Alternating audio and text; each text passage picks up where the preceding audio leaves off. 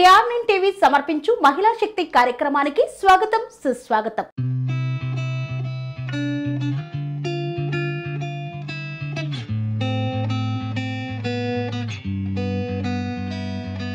నేటి సమాజంలో మహిళలు అన్ని రంగాల్లో ముందుకు వెళ్తూ ఉన్నారు. వారి యొక్క దృఢమైన సంకల్పంతో ముందుకు సాగుతూ ఎంతో మందికి స్ఫూర్తిగా నిలుస్తున్నారు. అలాంటి మహిళామణులను పరిచయం చేసే వేదికే మహిళా శక్తి కార్యక్రమం.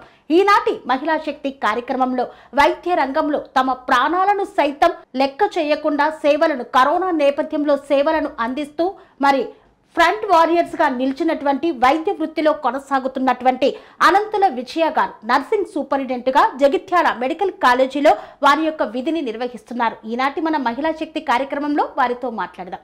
నమస్కారం అండి. మేడం, ఎలా ఉన్నారు? బాగున్నారా? సో నర్సింగ్ సూపరింటెండెంట్ గా మీరు విధులను నిర్వహిస్తున్నారు. సో జగిత్యాల కాలేజీలో అని అన్నారు. ఎలా ఉంది మేడం మీ వృత్తి? ఎలా సాగుతోంది? వృత్తి చాలా మంచిగా సాగుతుంది. అది ప్రస్తుతం అయితే బాగుంది. ఈ వృత్తిలోకి రావడానికి చాలా కష్టపడి ఈ స్టేజ్కి వచ్చినాం. ఓకే. సో అన్ని ఇట్లలో ముందుకు వెళ్ళాలి మహిళా మనులు అంటే ఆటుపోట్లు ఎదుర్కొన్నట్టు మీరు కూడా మీ వృత్తిలో ఈ స్థాయికి రావడానికి చాలా కష్టపడ్డారు. ఎక్కడ మేడం అసలు మీ సొంత ఊరు ఎక్కడ? సొంత ఊరు పెదనమలి అనే గ్రామము, విలేజ్. ఆ విలేజ్లో నేను పుట్టి పెరిగిన ఊరు అదే.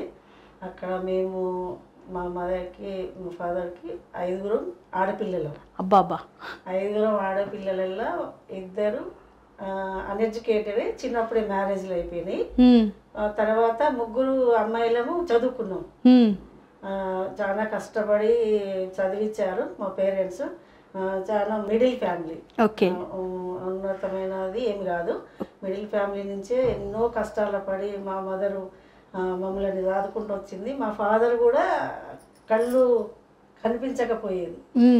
అతన్ని కూడా మాతో పాటు ఒక పిల్లాడిలాగా పెంచి మా మదరు, ఈ కష్టమంతా మా మదర్దే. మేము ఈరోజు ఇట్లా ఉన్నామంటే మా అమ్మ కష్టమే. మేము ఈ రోజున ఇలా ఉన్నాం మేము. ఓకే. ఒక అమ్మ తన పిల్లల కోసం ఎంత దూరమైనా వెళ్తుంది, ఏదైనా చేస్తుంది అనడానికి నిదర్శనం మీ అమ్మగారు.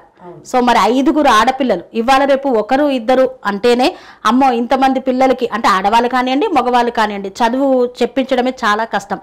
ఆ కాలంలోనే ఆమె 5 ఆడపిల్లలని పెళ్లిళ్ళు చేసి చదివించి ఉన్నత స్థాయికి తీసుకొచ్చిందంటే నిజంగా మరి అంతర్జాతీయ మహిళా దినోత్సవం సందర్భంగా అలాంటి మాతృమూర్తులందరికీ మనం వందనాలు తెలపాల్సిందే. సో ఇప్పుడు మనం అంతర్జాతీయ మహిళా దినోత్సవ వేడుకలు కూడా జరుపుకుంటున్నాం. ఈ నేపథ్యంలో మహిళా మనులందరికీ అంతర్జాతీయ శుభాకాంక్షలు తెలుపుతూ ఎంతో మంది మిమ్మల్ని చూసి ఆదర్శంగా తీసుకొని మీ ప్రేరణ పొంది నర్సింగ్లోకి అడుగుపెట్టిన వాళ్ళు చాలా మంది ఉన్నారు. సో మరి వాళ్ళందరికీ మీరేం చెప్పదలిచారు మహిళా దినోత్సవం సందర్భంగా? మహిళా దినోత్సవం సందర్భంగా మహిళలు అందరూ ముందుకు రావాలి. ఇంత ముందులాగా ఓల్డెన్ డేస్ లాగా భయపడే ఇళ్ళల్లో ఉండవద్దు. ఈ నర్సింగ్ వృత్తి చాలా పవిత్రమైనది. అసలు ఇలాంటి వృత్తి ఎంచుకోవటం అనేది నా అదృష్టంగా నేను భావిస్తున్నా.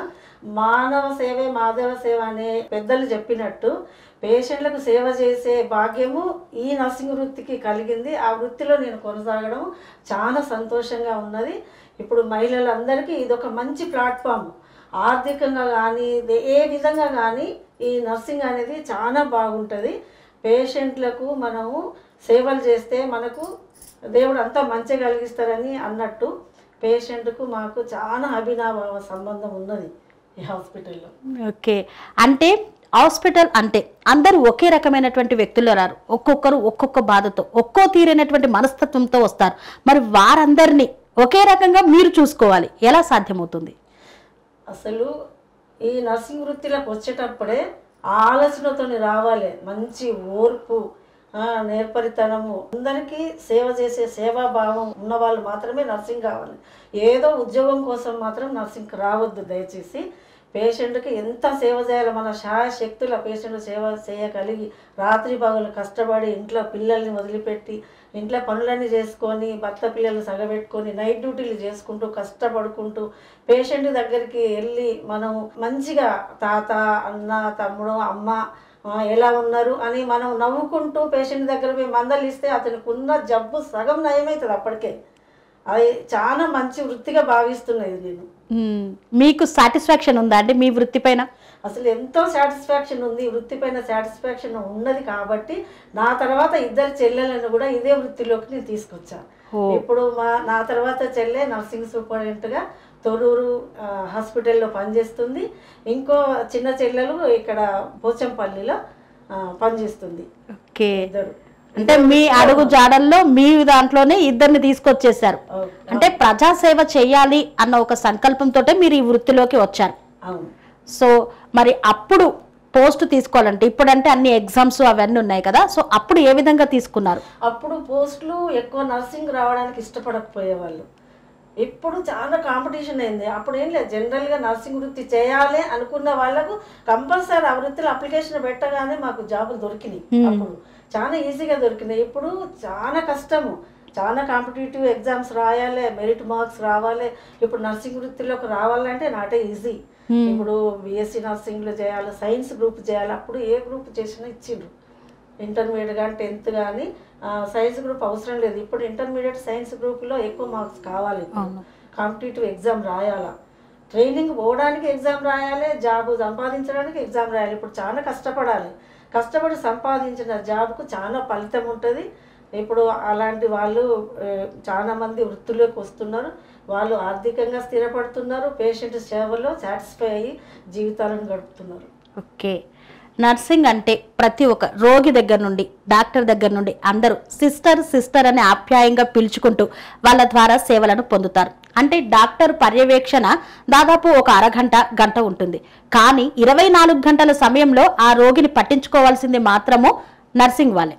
సో మరి ఎలా సాగుతుందండి అసలు? వాళ్ళకి ఎట్లాంటి మోటివేషన్ ఇస్తారు? ఒక్కొక్కరు ఒక్కో రకంగా వస్తూ ఉంటారు కదా. అసలు ఒక్కొక్కరు ఒక్కొక్క జబ్బులతోనే వస్తారు, అందరు బాధలతోనే వస్తారు పేషెంట్స్. డాక్టర్ రౌండ్స్ చేసి ట్రీట్మెంట్ మాత్రమే రాస్తారు. ఆ తర్వాత అసలు పేషెంట్కి పూర్తిగా ట్రీట్మెంట్ ఇచ్చేది మాత్రం ఒక నర్సింగ్ ఆఫీసరే. ఈ nursing officer round the clock 3 షిఫ్ట్లు ఉంటాయి మాకు.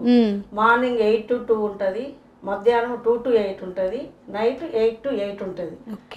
నైట్ డ్యూటీ ఎక్కువ 12 hours ఉంటుంది. లేడీస్ మధ్యలో చేంజ్ కాలేరు కాబట్టి డ్యూటీలు అట్లా షిఫ్టింగ్ సిస్టమ్ గవర్నమెంట్ కల్పించింది. కానీ ఈ డాక్టర్ రాసిపోయిన ట్రీట్మెంట్ వాళ్ళు పేపర్లు రాసిపోతారు అంతవరకు. కానీ దాన్ని అమలు చేసి పేషెంట్ నయం కావడానికి బాగుపడి ఇంటికి పోయే వరకు కూడా పూర్తి సహకారం అందించేది ఒక నర్సింగ్ ఆఫీసర్ మాత్రమే. అందుకోసమే వాళ్ళకు టాబ్లెట్ వేసుకున్నారా, ఇంజెక్షన్ అందిందా, డాక్టర్ రాసిన ట్రీట్మెంట్ మొత్తము పేషెంట్కు అందిందా లేదా అని చూడాల్సిన బాధ్యత మొత్తము నర్సింగ్ స్టాఫ్ మీదనే ఉంటుంది. అలాగే మేము చూసి పేషెంట్లను మంచిగా హ్యాపీగా ఇంటికి పంపేదాకా మేము వాళ్ళకు తోడుగా ఉంటాం. ఓకే, మరి ఎంతో ఇబ్బందుల్లో బాధతో అవస్థతో వస్తారు. సో అంత క్యూర్ అయిపోయి సంతోషంగా ఇంటికి వెళ్ళేటప్పుడు ఏం చెప్తారు? అసలు వాళ్ళు ఏం చెప్తారు? అసలు ఇంటికి వెళ్ళేటప్పుడు చాలా సంతోషంగా, అమ్మ మీరు మంచిగా చూసుకున్నారు, మీరు ఈ మందులు ఇవ్వబట్టి మీరు మమ్మల్ని మంచిగా చూసుకోబట్టి మేము ఇవాళ ఇంటికి పోగలుగుతున్నాము.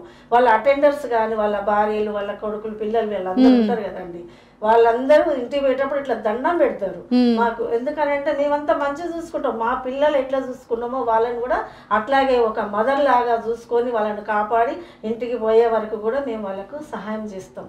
ఓకే, హాస్పిటల్ వైద్య వృత్తి ఎలా ఉన్నా నర్సింగ్ పైన ఒకప్పుడే కాదు ఇప్పటి వరకు కూడా చాలా అపోహలు ఉన్నాయి. నర్సింగ్ డ్యూటీ అబ్బా అవసరమా ఈమెకు అన్న అపోహలు చాలా ఉన్నాయి. సో దానిపైన మీ స్పందన ఏమంటారు? చాలా మంది ఎన్నో అనుకుంటారండి, అపోహలన్నీ మేము పట్టించుకోకూడదు. అది పట్టించుకుంటే మనం మహిళలో ముందుకు సాగలేము. ఎవరో ఎన్నో అనుకుంటారని అవన్నీ పట్టించుకోకుండా మనం ఏం చేయాలనుకుంటాను, ప్రజలకు ఏం సేవ చేయాలనుకుంటాము, ఆ గోల్ మాత్రమే మన మనసులో పెట్టుకొని మనం ఆ పని చేసుకొని ముందుకు అడిగేయాలి. అంతే, ప్రజాసేవలకు వచ్చినప్పుడు సేవ చేయాలి, అంతేగాని ఎవరో ఎన్నో అనుకుని అవన్నీ పట్టించుకోని అవసరం లేదు. మహిళలందరూ ముందుకు వచ్చి ఈ సేవ చేయాలని నేను కోరుకుంటున్నాను. ఓకే, అంటే నర్సింగ్ డ్యూటీ చేసే వాళ్ళకు పై ఆఫీసర్ల నుండి వైద్యుల నుండి టార్చర్ ఉంటుంది అని విన్నాం, నిజమే అంటారా? అది టార్చర్ అంటే అంత టార్చర్ ఏముండదు. మనం మంచిగా వర్క్ పద్ధతి ప్రకారంగా ఒక ప్రోటోకాల్ ప్రకారంగా చేసుకుంటూ పోతే ఎవరు మనల్ని ఏమి అనాల్సిన అవసరం లేదు. ఒకవేళ అన్నెసెసరీ అన్నా కూడా ఈ రోజులలో ఎవరు ఊరుకునే పరిస్థితి లేదు. అన్ని చట్టాలు ఉన్నాయి, అన్ని వ్యతిరేకతలు, మనం అన్నీ మాట్లాడే హక్కు ఉన్నది మనకు. ఎవరి పని వాళ్ళు చేసుకొని పోతూ ఉంటే ఎవరిని ఎవరు ఏమి టార్చర్ పెట్టాల్సిన అవసరం లేదు, ఎవరు పెట్టరు కూడా. అలాంటి ఒకటి రెండు సంఘటనలు ఉంటే మాత్రము అవి మనము కంపల్సరీ ఎదుర్కొంటాము. ఎదుర్కొనే కెపాసిటీ మన మహిళలకు ఉన్నది. ఓకే, మీరు దాదాపు ఒక 35 సంవత్సరాలు అయిందమ్మా ఈ డ్యూటీలోకి వచ్చేసి. ఈ 35 సంవత్సరాల మీ జర్నీలో మీరు చూసినటువంటి ఆటుపోట్లు ఏంటి, సంతోషకరమైనటువంటి సందర్భాలు ఏంటి? 35 సంవత్సరాల సర్వీసు నేను 1990లో అపాయింట్ అయినా. నర్సింగ్ ఆఫీసర్గా 21 ఇయర్స్ చేశాను. ఆ తర్వాత సీనియర్ నర్సింగ్ ఆఫీసర్గా ప్రమోషన్ వచ్చి 12 ఇయర్స్ చేశాను. ఆ తర్వాత ఇప్పుడు నర్సింగ్ సూపరింటెండెంట్గా ప్రమోషన్ వచ్చి 2 ఇయర్స్ కంప్లీట్ అయింది మార్చి 3కి. ఓకే, ఇప్పుడు ఈ 35 ఇయర్స్లో రకరకాల మనుషులను చూసినాము, ఎన్నో ఆటుపోట్లు ఎదుర్కొన్నాం మేము. అది సాపిగా ఏమీ సాగలేదు. కాకపోతే అన్నిటిని అధిగమించి ఈ స్టేజ్కి రాగలిగినాం. ఎవరో ఏమన్నారని అవన్నీ మనం పట్టించుకుంటే మనం అసలు వెనుకకే పోతాం. గుంజుతారు జనాలు, వెనుకకు లాగుతారు కానీ మనం వాళ్ళని వదిలించుకొని ముందుకు వెళ్ళాలి. మహిళా శక్తి అంటే ఏందో నిరూపించుకోవాలి. మనం ఇలాంటి సేవలు ఎన్నో చేయాలి. మహిళలు కూడా అందరూ నర్సింగ్ వృత్తిలకు సాధ్యమైనంత వరకు సేవాభావం ఉన్న వాళ్ళు వచ్చి సేవ చేయాలని నేను కోరుకుంటున్నాను. ఓకే, అంటే నర్సింగ్ అనేది సేవా దృక్పథంతో పాటు ఒక మహిళ ఈజీగా సెటిల్ కావచ్చు అంటారా ఈ వృత్తిలో? ఈ వృత్తిలో ఈజీగా సెటిల్ కావచ్చు. ఎందుకంటే ఆర్థికంగా కూడా మనకు మనీ వస్తుంది, కుటుంబాన్ని పోషించుకోవచ్చు, అలాగే మనం ప్రజలకు సేవ చేయొచ్చు. 2 విధాల, ఇటు కుటుంబాన్ని చూసుకుంటాము, ఇటు ప్రజలకు సేవ చేస్తాము. కాబట్టి ఆ వృత్తి మనకు సాటిస్ఫాక్షన్ ఇస్తుంది. ఓకే, డ్యూటీలు అన్నారు, morning shift, second shift and night shift కూడా ఉంటుందన్నారు. నైట్ షిఫ్ట్లో వెళ్ళినప్పుడు ఏమన్నా రూమర్స్ లాంటివి కానీ విమర్శలు కానీ ఏమన్నా ఎదుర్కొన్నారా? ఎదుర్కొంటాము. విమర్శలు బయట వాళ్ళు ఎన్నో అంటారండి. విమర్శలు లేకుండా అసలు మన ప్రపంచంలో విమర్శ లేని వ్యవస్థే లేదు. అసలు విమర్శలు అనేవి కంపల్సరీ మన వెనకాల వస్తూనే ఉంటాయి. ఎలా ఉన్నా అంటారంట, ఎలా ఉన్నా ఏదో ఒకటి అంటనే ఉంటారు. వాటిని అన్ని మనం పట్టించుకోవద్దు, అసలు వాటిని కేరే చేయొద్దు. మనం ముందుకు సాగాలి, మన వృత్తి ఏదో మనం చేసుకోవాలి, మన పని మనం ఎంతో చేసుకొని. ఎంతో మంది బజార్లో పోతుంటే ఎంతో మంది ఎన్నో అనుకుంటూనే ఉంటారు. అవన్నీ పట్టించుకోవద్దు, వెనక్కి చూడొద్దు. మనం అంతే, మన చూపు అంతా ముందుకే ఉండాలి. ఓకే, అంటే అదే లక్ష్యంగా ముందుకెళ్తూ ఉండాలి. సో మీ ఫ్యామిలీ సపోర్ట్ ఎలా ఉందండి మీకు? నాకు ఫ్యామిలీ సపోర్ట్ మా మదర్ ఒక్కతే ఉండేనండి. ఇప్పుడు మదర్ కూడా చనిపోయారు.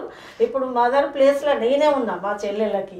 ఆ మదర్ ప్లేస్ లో నేనే ఉండి మా చెల్లెలు ఇద్దరిని నేనే చదివించాను. నేనే వాళ్ళకు జాబులు చేయడానికి కూడా నేనే హెల్ప్ అయ్యాను. ఇప్పుడు వాళ్ళిద్దరు మంచిగా సెటిల్ అయ్యి మంచిగా ఉన్నారు. వాళ్ళకి ఇద్దరు బాబులు కూడా ఉన్నారు. వాళ్ళ ఫ్యామిలీస్ మంచిగా ఉన్నాయి ఇప్పుడు. ఓకే, మీ ఫ్యామిలీ? మా ఫ్యామిలీ కూడా బాగుంది. నాకు 2 బాబులు. ఏం చేస్తున్నారు బాబు? పెద్ద అబ్బాయి ఫైనాన్స్, కోడలు ఇప్పుడు టీచర్ కోసము ట్రై చేస్తుంది. బీఈడి చేసింది, టీచర్ కు ట్రై చేస్తుంది. వాళ్ళకి 2 పిల్లలు, ఒక బాబు ఒక పాప. చిన్న అబ్బాయి అమెరికాలో ఉంటాడు, సాఫ్ట్వేర్. చిన్న కోడలు కూడా సాఫ్ట్వేరే. వాళ్ళకు ఒక బాబు. ఇద్దరు 2 కుటుంబాలు సెటిల్ అయిపోయారు. ఇప్పుడు నేను కొంచెం హ్యాపీగా ఉన్నా. ఓకే, అంటే ఒక పూట భోజనము మధ్యతరగతి కుటుంబం నుండి ఒక తల్లి కష్టపడి ఎంతో మిమ్మల్ని సాధింది. ఆ స్థాయి నుండి ఈరోజు మీ పిల్లలు అమెరికా వరకు వెళ్ళేటువంటి స్థాయికి మీరు ఎదిగారు. ఈ జర్నీలో ఎన్నో విమర్శలు ఎదుర్కొని ఉంటారు, ఎంతోమంది ప్రోత్సాహం కూడా తీసుకొని ఉంటారు. మీ యొక్క లక్ష్యం ఇదే అని మీరు సంకల్పించుకున్నది ఏంటి? నెక్స్ట్ వచ్చే జనరేషన్స్కు మీరు చెప్పే సూచన ఏంటి? ఇప్పుడు నెక్స్ట్ జనరేషన్కి చెప్పేదని అంటే, మా లాంటి వాళ్ళని మేము కష్టపడి ఇంత స్థాయికి వచ్చినాము. నేను ఒక్కదాన్నే పోరాటం చేసి నా పిల్లల్ని పెంచి పెద్ద చేసిన. నాకు వెనుక పెద్ద సపోర్ట్ ఏం లేదు, మా హస్బెండ్ సపోర్ట్ ఏం లేదు. నేను చెప్పను ఆ విషయాలన్నీ. నేను చాలా స్ట్రగుల్ అయినా, మా హస్బెండ్ విషయంలో చాలా స్ట్రగుల్ అయినా కూడా ఒక ఒంటరి పోరాటం చేసి నా పిల్లల్ని ఒక స్థాయికి తెచ్చుకొని, నేను పడ్డ కష్టం నా పిల్లలు పడకూడదు, వాళ్ళు ఒక స్థాయికి రావాలని చాలా కష్టాలు పడ్డా. సమాజంలో చాలా సమస్యలు ఎదుర్కొన్నా. అయినా కూడా అవన్నీ లెక్క చేయకుండా ముందుకు సాగి ఈ రోజున నేను ఈ స్టేజ్కి వచ్చానంటే, నేను అందరినీ ఏది పట్టించుకోకుండా నా లక్ష్యం మీదనే నేను దృష్టి పెట్టి ముందుకు వచ్చిన కాబట్టి ఈ రోజున ఇలా ఉండగలుగుతున్నా. ఓకే, సో మీ యొక్క 35 సంవత్సరాలు అయిపోయింది. జర్నీ కూడా ఇంకా వృత్తిపరంగా కూడా దగ్గరకు వచ్చింది. ఇంకొక 5 years అలా ఉండొచ్చు మీ జర్నీ. సో ఆ తర్వాత ఏం చేయాలనుకుంటున్నారు? ఇప్పుడు ఇంకా నాకు యాక్చువల్ రిటైర్మెంట్ అయితే ఈ ఏప్రిల్ నెలల 58 ఏజ్. తర్వాత ఇప్పుడు కేసీఆర్ గారి పాలన 3 years సర్వీస్ పెంచారు కాబట్టి ఇంకా 3 years సర్వీస్ ఉన్నది ఇప్పుడు నాకు. 28 వరకు ఉన్నది. ఇప్పుడు ఆ సర్వీస్ అయిపోయిన తర్వాత నాకు ఒకవేళ శక్తి ఉంటే ఇంకా ఇట్లాంటి సమాజ సేవ ఏదైనా ప్రైవేట్ హాస్పిటల్స్లో కూడా సేవ చేయాలని నా ఉద్దేశం. ఎందుకంటే ప్రజలకు సేవ చేయడం వల్లనే నాకు తృప్తి ఉన్నది. నేను ఒక సాటిస్ఫాక్షన్లో బ్రతుకుతున్నా. ఆ వృత్తితోటే నా కుటుంబాన్ని పోషించుకోగలిగిన, నేను ప్రజలకు సేవ చేయగలిగిన, అన్ని విధాల నాకు ఈ వృత్తి వల్ల చాలా మంచి జరిగింది. ఓకే, అంటే మీ జాబుని మీరు చాలా గౌరవిస్తున్నారు, ప్రేమిస్తున్నారు, అందువల్ల ఈరోజు ఈ స్థాయికి ఉన్నారు.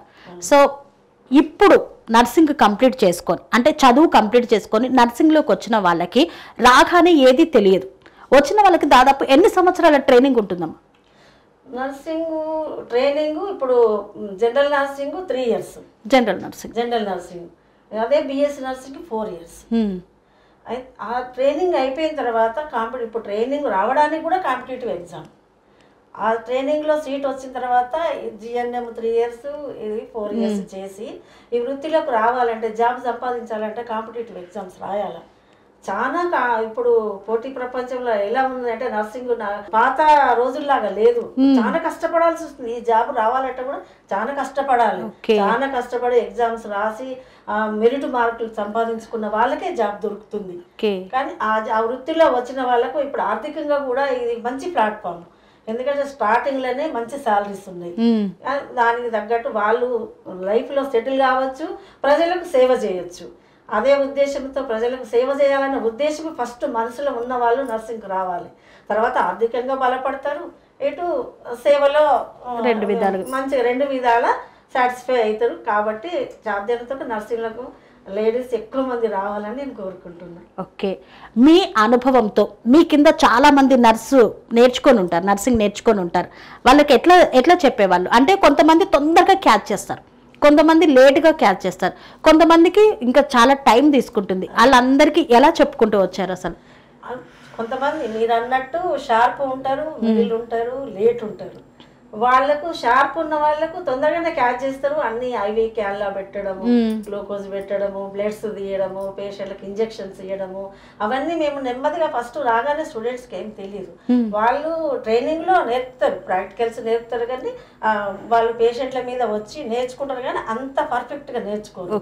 మళ్ళీ జాబ్ వచ్చిన తర్వాతనే పర్ఫెక్ట్ అనేది వస్తుంది. అక్కడ మేము సీనియర్స్ వాళ్ళకు జూనియర్స్ని దగ్గర పెట్టుకొని దగ్గరుండి ఇంజెక్షన్స్ నేర్పడము, ఐవీ లైన్ ఎట్లా పట్టుకోవాలి, ఎట్లా వెయ్యాలి, వాళ్ళకు మంచి పొజిషన్ ఎట్లా పెట్టాలి, వాళ్ళని మేము దగ్గర పెట్టుకొని నేర్పిస్తాం. మేము కంప్లీట్గా వాళ్ళు పర్ఫెక్షన్ అయిన తర్వాతనే పేషెంట్ని మేము సొంతంగా వాళ్ళు ట్రీట్మెంట్ ఇవ్వడానికి వదిలిపెట్టాలంటే వాళ్ళకు పర్ఫెక్ట్గా వచ్చిన తర్వాతనే వదిలిపెడతాం పేషెంట్లకు ట్రీట్మెంట్ ఇవ్వడానికి.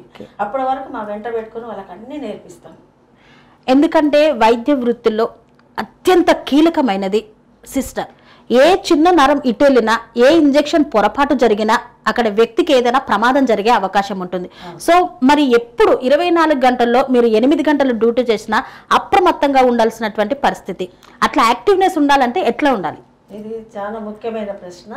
ఇప్పుడు కంపల్సరీ పేషెంట్కు సేవ చేసేటప్పుడు, ట్రీట్మెంట్ ఇచ్చేటప్పుడు ఒక ఇంజెక్షన్, ఒక యాంపుల్ తీసుకున్న దాని డేట్, ఎక్స్పైరీ డేటు, మా డాక్టర్ రాసిన ట్రీట్మెంట్, ఆ కేస్ షీట్లో ఉన్న ఇంజెక్షన్ మనం ఇచ్చేది ఒకటికి 4 సార్లు చూసుకోవాలి. దాని ఎక్స్పైరీ డేట్ చూసుకోవాలి, సేమ్ అదే ఇంజెక్షనా కాదా చూసుకోవాలి. కొన్ని ఇంజెక్షన్ ఎట్లుంటాయి అంటే లుకే లైక్ ఒక తిరుగు ఉంటాయి, సౌండ్ లైక్ ఒక తిరుగు ఉంటాయి. సేమ్ కొన్ని సౌండ్ పలికేటివి కూడా అలా ఉంటాయి. కొన్ని చూడడానికి యాంపుల్స్ కానీ, ఏవి కానీ, టాబ్లెట్స్ కానీ, కలర్స్ కానీ సేమ్ ఉంటాయి. కాకపోతే వాటిని మనం క్షుణ్ణంగా పరీక్షించి ఇదేనా డాక్టర్ రాసింది, ఇదేనా కాదా అని అన్ని చూసిన తర్వాతనే పేషెంట్కి ఇవ్వాలి జాగ్రత్తగా. అసలు ఈ వృత్తిలో ఉన్నవారంటే డ్యూటీలో ఉన్నంతసేపు చాలా జాగ్రత్తగా ఉండాలి. ఎందుకంటే పేషెంట్కి ఏది జరిగినా కూడా మనం అక్కడ బాధ్యులం అవుతాం. అసలు ఈ రోజులల్లా 24 hours పేషెంట్ని అంటిపెట్టుకొని ఉండేది ఒక నర్సింగ్ ఆఫీసరే. కాబట్టి ఎక్కడ మిస్టేక్ జరిగినా, ఎవరు మిస్టేక్ చేసినా మా మీదనే ఇట్లా వేసే అవకాశాలు ఉన్నాయి. అందుకోసమే మేము చాలా అప్రమత్తంగా ఉండాలి. పేషెంట్ సేవలో చాలా డ్యూటీలో ఉన్నంతసేపు చాలా జాగ్రత్తగా డ్యూటీ చేసుకొని ఇంటికి వెళ్ళేదాకా మా బాధ్యతగా ఉండాలి. ఓకే, అంటే ఫుల్ అటెన్షన్లో. అసలు నాకు ఒక డౌట్ అండి, డాక్టర్స్ ఫస్ట్ అక్షరం రాసి తర్వాత అన్ని గీతలు గీసేస్తారు, అసలు ఆ టాబ్లెట్ పేరు ఎలా అర్థమవుతుంది? మేము కొన్ని టాబ్లెట్స్ అన్ని అబ్రివేషన్స్ ఉంటాయి, అవన్నీ మేము కూడా అన్ని నేర్చుకుంటాం కదా. మేము ట్రైనింగ్ లో అన్ని చూసి నేర్చుకుంటాము. కొన్ని రైటింగ్లు కొంతమంది డాక్టర్లు గొలుసు కట్ట రాస్తారు, అర్థం కాదు. చాలా వరకు అర్థం చేసుకుంటాము. ఏదన్నా అస్సలు మాకు మా వల్ల కాదు అనుకున్నప్పుడు ఆ సార్ దగ్గరికి పోయి ఒకసారి క్లారిఫికేషన్ తీసుకుంటాం. ఓకే, తీసుకొని ఇచ్చేస్తాం. సో అత్యంత కీలకమైనది ఏంటంటే ఆ రైటింగ్ ని అర్థం చేసుకోవడం. అసలు అది ఏ టాబ్లెట్, ఏ డ్రగ్, ఎంత ఎంజీ, ఇవన్నీ ముందు తెలియాలి కదా. సో అది కూడా పెద్ద క్లిష్టమైనటువంటిదే. మా ట్రైనింగ్లో అన్ని డోసెస్ అవన్నీ ఎలా ఇవ్వాలి, ఎంత డోసు అనేది మొత్తం మాకు ట్రైనింగ్లోనే ఉంటాయి. మా బుక్స్లలో చదివే సబ్జెక్ట్లోనే ఉంటాయి. ఇవన్నీ అన్ని నేర్చుకుంటాం. దాదాపు ఆల్ సబ్జెక్ట్స్ నేర్చుకుంటాం. డాక్టర్స్ ఎన్ని సబ్జెక్ట్స్ నేర్చుకుంటారో మేము కూడా అన్ని సబ్జెక్ట్స్ నేర్చుకుంటాం. కాకపోతే వాళ్ళకు థియరీ ఎక్కువ ఉంటుంది, మాకు కొంచెం షార్ట్ ఉంటుంది, తక్కువ ఉంటుంది. మాకు అన్ని సబ్జెక్టులు టచ్ ఉంటాయి మాకు. ఈక్వల్ అంటే డాక్టర్ చదివే స్టడీతో ఈక్వల్ గా మీరు చదవాల్సి వస్తుంది కంపల్సరీ చదవాల్సి వస్తుంది. కాకపోతే వాళ్ళు ఎక్కువ నాలెడ్జ్ తీసుకుంటే ఎక్కువ ఉంటుంది వాళ్ళకి స్టడీ, కొంచెం తక్కువ మా పరిధి వరకు మాకు ఉంటుంది. ఓకే, అంటే పుస్తకాల్లో చదివిన దానికన్నా ఎక్స్పీరియన్స్ గా తెలుసుకున్నది ఎక్కువ. పుస్తకాల్లో చదివిన దానికి ఎక్స్పీరియన్స్ లో తెలుసుకున్న దానికి దాదాపు 50% సంబంధం ఉండదు. మేము బుక్లో చదివే వేరే ఉంటుంది, థియరీ వేరే ఉంటుంది, ప్రాక్టికల్ చాలా డిఫరెంట్ ఉంటుంది. ప్రాక్టికల్ చేస్తా అనుభవంతో ఆ వర్క్ అనేది వస్తుంది. అనుభవంతో ఎక్కువ చేస్తాం. బుక్ను పట్టుకొని చేయాలంటే అది కలవదు, ఎక్స్పీరియన్స్ తోటి అది సాధ్యమవుతుంది. ఓకే, అంటే ఒక ఇంజెక్షన్ ఒక మనిషికి ఒక రకంగా రియాక్ట్ అవుతారు, ఒక మనిషికి ఇంకో రకంగా రియాక్ట్ అవుతారు. అంటే ఆ బాడీ తత్వాన్ని బట్టి ఆ ఇంజెక్షన్ యొక్క పని చేస్తుంది కదా. సో ఈయనకు సెట్ అవుతుందా లేదా అనేది ఎలా డిసైడ్ చేసుకుంటారు? కొన్ని ఇంజెక్షన్స్ రియాక్షన్స్ ఉంటాయి. ఆ రియాక్షన్ ఉండే ఇంజెక్షన్స్ ఇచ్చే ముందు మేము ఫస్ట్ టెస్ట్ డోస్ ఇస్తాం. కొంచెం టెస్ట్ డోస్ ఇచ్చి ఒక 1/2 అవర్ దానికి ఒక సర్కిల్ పెట్టి అబ్జర్వ్ చేస్తాం. పేషెంట్ మంచిగానే ఉన్నాడా, ఏమన్నా ఇచ్చింగ్ దురద లాంటిది వచ్చిందా, ఏమన్నా కళ్ళు తిరుగుతున్నాయి, ఏమన్నా వామిటింగ్ ఇలాంటి ఏమన్నా లక్షణాలు ఉన్నాయో మేము అబ్జర్వ్ చేస్తాం. 1/2 అవర్ అబ్జర్వ్ చేసిన తర్వాత ఆ పేషెంట్కి ఎలాంటిది ఏమీ లేకుంటే నెక్స్ట్ ఫుల్ డోస్ ఇచ్చిస్తాం. లేదు ఏమైనా రియాక్షన్స్ ఉన్నాయి అనుకోండి, వెంటనే డాక్టర్ని పిలిచి దానికి రియాక్షన్కి సంబంధించిన విరుగుడు ఇంజెక్షన్లు ఇచ్చేసి ఆ ఇంజెక్షన్ తనకు పడదని చెప్పి మేము దాన్ని మానేసి సబ్స్టిట్యూట్ వేరే ఇంజెక్షన్ ఏమైనా మళ్ళీ డాక్టర్ సజెషన్ చేసి ఇస్తాం. ఓకే, అంటే ఫస్ట్ చెక్ చేసుకుంటారు మీరు, చెక్ చేసిన తర్వాతనే ఆ డోస్ అనేది ఇవ్వడానికి ఉంటుంది. సో ఎక్కువగా యాక్సిడెంట్ కేసులు వస్తూ ఉంటాయి. ఒక్కొక్కసారి వాళ్ళ పరిస్థితిని చూస్తే బయట వాళ్ళకైతే కళ్ళు తిరిగిపోతాయి, ఆ రక్తము ఆ విపరీతమైన. అట్లాంటి టైంలో మీరు ఎట్లా నిబ్బరంగా ఉండగలుగుతారు? అదే నర్సింగ్ వృత్తికి వచ్చేటప్పుడు అలాంటి నిబ్బరం ఉండాలి, శక్తి ఉండాలి, అలాంటి సేవాభావం మనం మైండ్లో ఫిక్స్ అయితే అలాంటి ఏమి మనకు ఏమనిపించదు. ఒక హ్యూమన్గా మనం బాధపడతాం, అది ఓకే. అందరిలాగా మనకు కూడా మాకు కూడా బాధ అనిపిస్తుంది. కాకపోతే అక్కడ కంపల్సరీ వాళ్ళలాగా మనం కూడా బాధపడితే అక్కడ పనులు నడవవు. అందుకోసమే మేము అన్ని దృఢంగా మేము ఒక నిశ్చయంలో ఉంటాం కాబట్టి కంపల్సరీ ఆ పేషెంట్కు సేవ చేయడానికి ముందు ఉరుకుల పరుగుల మీద ఆల్రెడీ బ్లీడింగ్ కంట్రోల్ చేయడానికి ఫస్ట్ మేము ట్రై చేస్తాం. ఫస్ట్ బ్లీడింగ్ కంట్రోల్ తర్వాతనే నెక్స్ట్ ట్రీట్మెంట్ ఉంటుంది. ఓకే, ఫస్ట్ ఎయిడ్ ఫస్ట్ చెయ్యాలి. ఒక్కొక్కరికి కొంచెం ఇట్లా కాళ్ళు ఇట్లా అదైపోయి, తోలు ఎదిపోయి, తలలు అదైపోయి యాక్సిడెంట్స్ వస్తాయి. అన్ని ఫేస్ చేసినాం. ఎన్నో నా 35 ఏళ్ళ సర్వీస్లో ఎన్నో చూసినా, లెక్కలేనని చూసినాం. ఓకే, ఒక్కొక్కసారి కొన్ని హాస్పిటల్స్లలో చాలా మంది, అంటే నేను మామూలుగా గమనించిన, వీళ్ళు చాలా అవస్థ పడుతూ ఉంటే పట్టించుకోనట్టు ఉంటారు. ఎందుకని అలా? నర్సులు కొంతమంది ఒక్కొక్కసారి పట్టించుకోరు. అంటే వాళ్ళు స్ట్రెస్ అయిపోయి ఉండా, లేకపోతే చెప్పినా కానీ ఆ పెయిన్ ఇంతసేపు ఉంటుందని వీళ్ళకి తెలిసి పట్టించుకోరా ఏంటి అసలు? అలా కాదు, అసలు వాళ్ళు పట్టించుకోరు అనేది ఏముండదు. వాళ్ళకు వచ్చినప్పుడు డ్యూటీకి వచ్చినప్పుడు ఏమన్నా ఫ్యామిలీ ప్రాబ్లమ్స్ ఉండవచ్చు, లేకపోతే అసలు ఏ ప్రాబ్లం ఉన్నా కూడా హాస్పిటల్కి వచ్చినాక అవన్నీ బయటనే వదిలేయాలి. కాకపోతే వాళ్ళకి ఏదైనా హెల్త్ ప్రాబ్లమో లేకుంటే ఏదన్నా చిన్న ప్రాబ్లం ఉంటే జస్ట్ కొంచెం నెగ్లిజెన్స్ ఏమైనా ఉంటుందేమో కానీ మొత్తం అయితే నెగ్లిజెన్స్ ఏం చేయరు. కంపల్సరీ కొందరు స్లోగా ఉంటారు, కొందరు స్పీడ్ ఉంటారు, అంతే తేడా ఉంటుంది. కానీ సేవలు మాత్రం ఏమి అందరు కంపల్సరీ చేస్తారు, కంపల్సరీ సేవ చేస్తారు. కాకపోతే జనాలు ఏంటంటే అందరు ఒకే రకంగా రిసీవ్ చేసుకోరు కాబట్టి ఒక్కొక్కసారి నెగిటివ్ కూడా పోట్రాయి. మైండ్ ఒక తీరు ఉండదు కదండి. ఒకరు మీరే అన్నారు ఇప్పుడు కొందరు ఫాస్ట్ గా నేర్చుకుంటారు, స్లోగా నేర్చుకుంటారు. అట్లనే కొందరు ఫాస్ట్ గా చేస్తారు, కొంతమంది స్లోగా చేస్తారు. నేచర్ అంతే, కానీ సేవ మాత్రం కంపల్సరీ చేస్తారు అందరు. ఓకే, వైద్య వృత్తిలో అత్యంత కీలకమైనది నర్సింగ్ అంటారు. నర్సింగ్ పనేసియా మెరిడియన్ హాస్పిటల్స్ ప్రతి సామాన్యుడికి అందుబాటులో అంతర్జాతీయ వైద్య ప్రమాణాలతో వైద్యం, 24 గంటల అంబులెన్స్ సర్వీసుతో పాటు అత్యవసర సేవలతో ఏర్పాటైన చికిత్సా విభాగం. మా దగ్గర గుండె సంబంధిత, మూత్రపిండ, కాలేయ, కంటి జబ్బులకు, మోకాళ్ల శస్త్ర చికిత్సతో పాటు కోవిడ్-19, బ్లాక్ ఫంగస్ వంటి వైరస్లకు, అన్ని రకాల ఆరోగ్య సమస్యలకు నమ్మకమైన అత్యాధునిక వైద్య చికిత్సను అందిస్తున్న హాస్పిటల్ పనేసియా మెరిడియన్ హాస్పిటల్స్. మీ ఆరోగ్య సమస్య ఏదైనా ఇప్పుడు పరిష్కారం సాధ్యం.